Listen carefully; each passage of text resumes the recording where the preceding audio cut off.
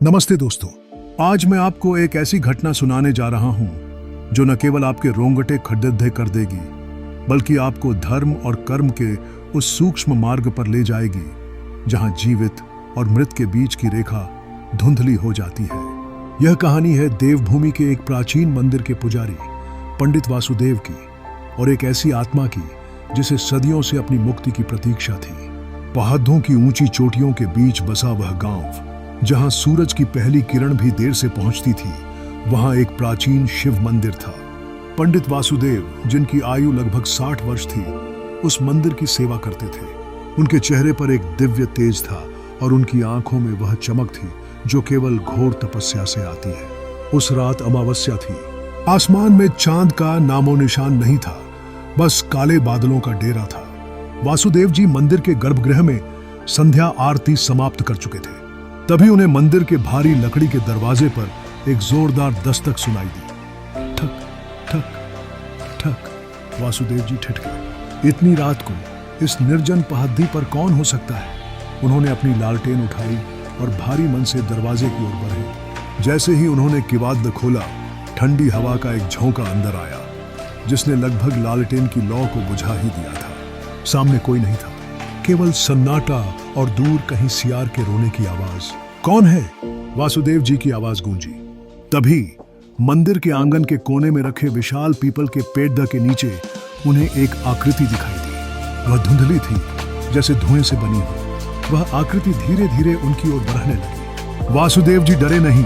उन्होंने अपने गले में पौडिडी रुद्राक्ष की माला को छुआ और एयूएम नमः शिवाय का जाप शुरू किया। वह आकृति अब प्रकाश के घेरे में थी। वह एक लंबा दुबला व्यक्ति था जिसके वस्त्र फटे हुए थे और आंखों में एक असहनीय पीड़ा थी। वह मनुष्य नहीं था। उसकी परछाई जमीन पर नहीं पड़ी रही थी। महाराज, मुझे बचा लीजिए। उस आत्मा की आवाज ऐसी थी जैसे सूखे पत्तों के ऊपर कोई चल रहा हो, भरभराई हुई और कांपती हुई। वासुदेव जी ने अपनी दृष्टि स्थिर की। उन्होंने देखा कि उस आत्मा के गले में एक ब्रह्मपाश जैसा अदृश्य बंधन था। वह कोई साधारण प्रेत नहीं था। वह एक ब्रह्म राक्षस बनने की राह पर खड़दधी एक ऐसी आत्मा थी जिसने जीवन में ज्ञान का दुरुपयोग किया था। तुम कौन हो और इस पवित्र प्रांगण में तुम्हारी आने की हिम्मत कैसे हुई? पंडित जी ने कड़ी हकती आवाज में पूछा। आत्मा नीचे झुक गई। मेरा नाम सोमदत्त है। 100 साल पहले मैं भी एक विद्वान था, लेकिन अहंकार ने मुझे अंधा कर दिया। मैंने शास्त्रों का व्यापार किया, गरीबों को ठगा और धर्म के नाम पर अधर्म किया। मरने के बाद यम के दूतों ने मुझे इस ब्रह्मताल के किनारे छोड़ दिया। न मैं स्वर्ग जा सकता हूँ न नर्क। मैं बस भटक रहा हूँ। इस मंदिर की पवित्रता ही मेरी आखिरी उम्मीद है।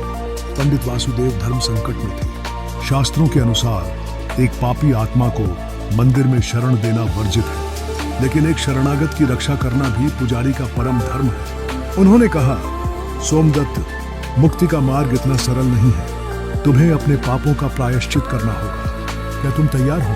आत्मा ने सिर हिला। उसी क्षण मंदिर के चारों ओर की हवाएं हिंसक हो उठी। ऐसा लगा मानो जंगल की तमाम बुरी शक्तियां सोमदत्त को खींच ले जाने के लिए बाहर जमा हो गई हैं। मंदिर की घंटियां अपने आप बजने लगी। सावधान!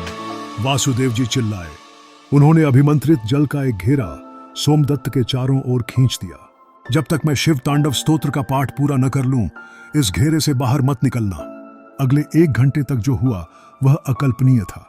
वासुदेव जी ने मंदिर के बीचों बीच बैठकर उच्च स्वर में मंत्रों का उच्चारण शुरू किया। बाहर खड़दधी काली शक्तियां, जिन्हें सोमदत्त के पुराने कर्मों का प्रतीक माना जा सकता था, मंदिर के दरवाजों को पीटने लगीं। खिड़कियों के कांच तड़कने लगे। वासुदेव जी की देह से पसीना बह रहा था, लेकिन उनका मंत्रोच्चार नहीं रुका कि गूंज ने पूरे पहाड़ को कंपा दिया।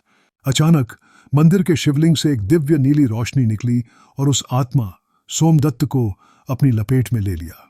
सोमदत्त की चीखें निकलने लगीं, लेकिन वे दर्द की नहीं बल्कि शुद्धिकरण की थीं। उसके काले वस्त्र सफेद प्रकाश में बदलने लगे। उसका भयानक चेहरा शांत और सौम्य होने लगा। जैसे ही भोर की पहली किरण फूटी, मंदिर के बाहर का कोलाहल शांत हो गया। पक्षियों की चहचहाहट सुनाई देने लगी। सोमदत्त अब एक दिव्य स्वरूप में बदल चुका था। उसके चेहरे पर अब वह पीड़ा नहीं थी, बल्कि एक असीम शांति थी। उसने पंडित वासुदेव के चरणों में शीश नवाया। महाराज, आज आपने मुझे नर्क की शाश्वत अग्नि से बचा लिया। धर्म केवल नियमों में नहीं, बल्कि दया में भी है, यह आज मैंने जान लिया। धीरे धीरे वह आकृति हवा में विलीन हो गई। वासुदेव जी अकेले मंदिर के आंगन में खड़े थे। उनके हाथ में अभी भी वही रुद्राक्ष की माला थी। उन्होंने महसूस किया कि आज उन्होंने केवल एक आत्मा को मुक्ति नहीं दिलाई, बल्कि खुद भी यह सीखा कि ईश्वर की करुणा की कोई सीमा नहीं होती। तो दोस्तों, यह थी ब्रह्मताल के उस मंदिर की कहानी।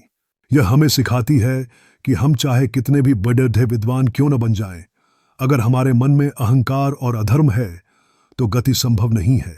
और सच्चा पुजारी वही है जो केवल मूर्ति की पूजा न करे, बल्कि भटके हुए जीव को भी राह दिखाए। अगर आपको यह कहानी रोमांचक लगी तो इसे साझा करें और कमेंट में हर हर महादेव जरूर लिखें।